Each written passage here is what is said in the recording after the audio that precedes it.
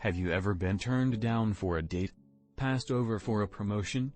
Or perhaps you reached out to an old friend on Facebook and never heard back? Most of us have faced rejection in some form during our lifetime. Unfortunately, it's just a part of being human. However, we cannot let this hold us back if we hope to thrive and succeed in the future.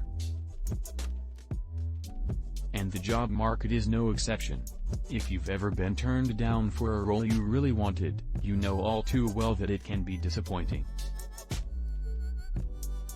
But just because a company rejected you once, it doesn't mean they are completely off the table.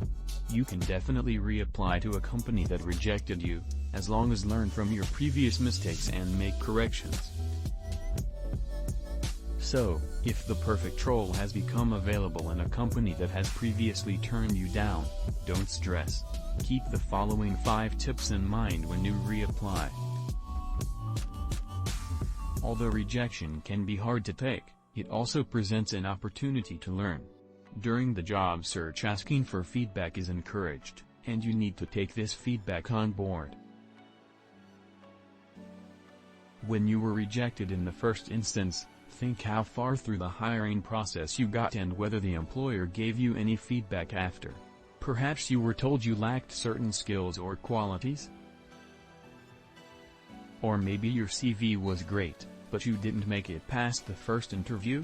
Whatever the case may be, look at where you went wrong last time and learn from your mistakes.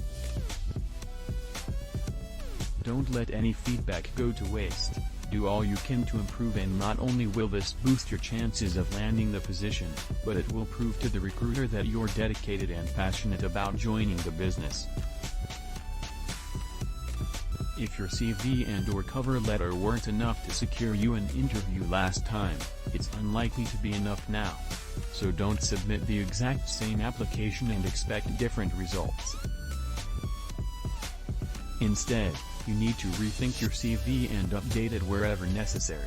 The same applies to your cover letter. Use employer feedback to get started and make the most of online CV writing guides and examples if you're stuck.